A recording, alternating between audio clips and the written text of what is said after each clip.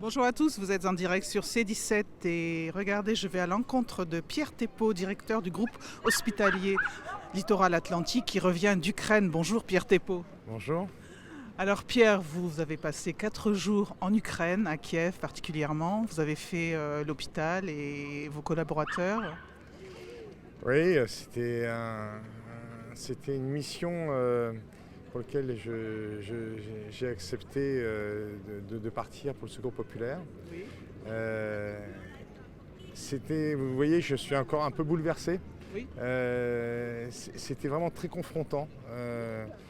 On dit beaucoup de choses sur ce qui se passe là-bas, mais quand on est sur place, quand on est au contact des hospitaliers qui vivent un traumatisme, ce qu'il faut comprendre, c'est que l'Ukraine est un pays développé. On n'est pas du tout dans un contexte comme la Turquie ou la Syrie actuellement, avec ce terrible drame.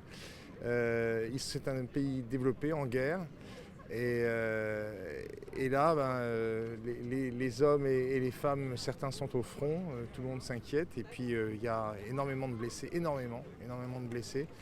Et des blessures pour lesquelles ils n'étaient pas préparés au fond, parce que d'abord, moi j'ai vu quand même beaucoup de blessés avec des mines antipersonnelles, ce qui est d'ailleurs entre parenthèses interdit normalement.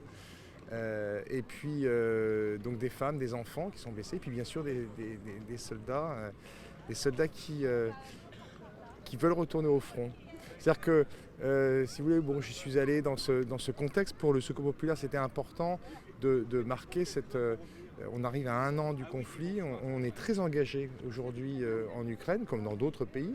D'abord pour les Ukrainiens ici en France, et puis dans les pays limitrophes, en Moldavie, en Roumanie et en Pologne, et puis aussi à Odessa. Et le Secours populaire a soutenu des initiatives locales, dont la nôtre. Je vous rappelle qu'on a envoyé du matériel il y a un peu plus de 6 mois maintenant. Il y a d'autres délégations départementales qui ont envoyé aussi du matériel.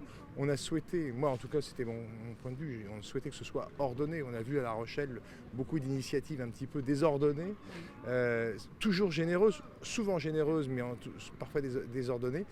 Et l'équipe de l'hôpital de Kiev m'a dit mais à quel point ils avaient été sensibles à ces dons qui sont arrivés et qui fonctionnent. Moi, j'ai vu fonctionner ces respirateurs, ces scopes.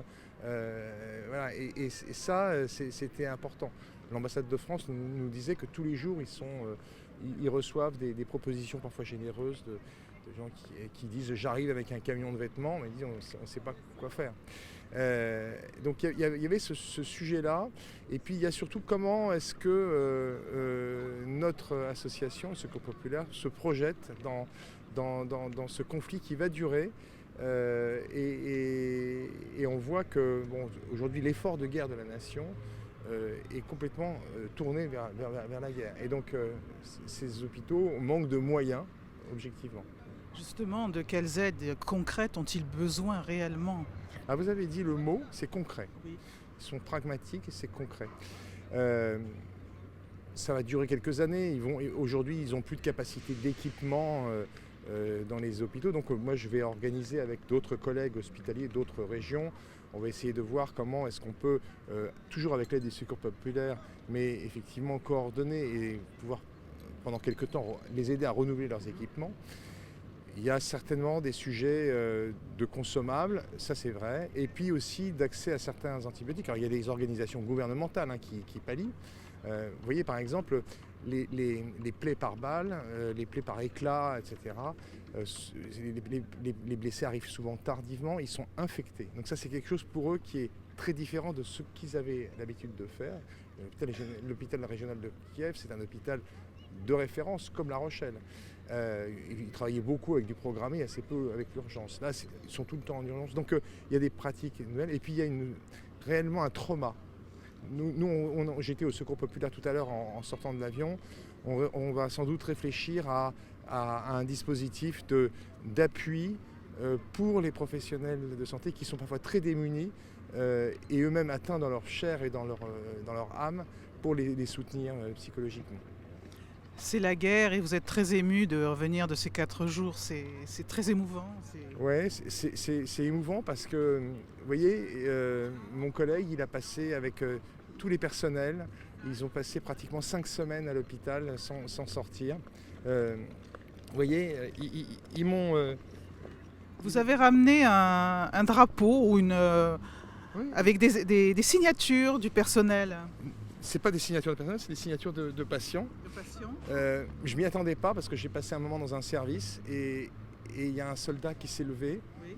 et qui a dit écoutez, vous êtes le premier français qu'on voit.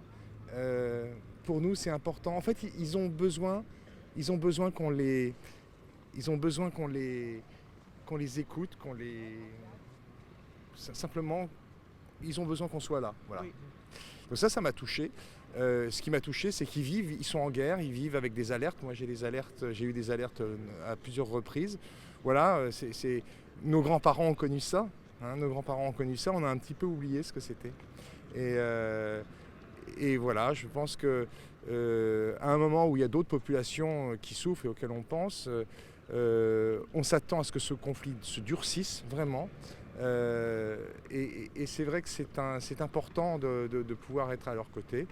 Il y a aussi tout un pan de la population qui n'est plus soigné. Les soins primaires vont être en grande difficulté. Ça veut dire, vous savez que quand il n'y a plus de soins primaires, après, il y a des gens il y a des morts qu'on ne voit pas. C'est ça, oui. Donc ça aussi, on va réfléchir un petit peu à peut-être des dispositifs mobiles pour aller au plus proche du front, pour pouvoir soigner les gens qui ne peuvent plus se faire soigner.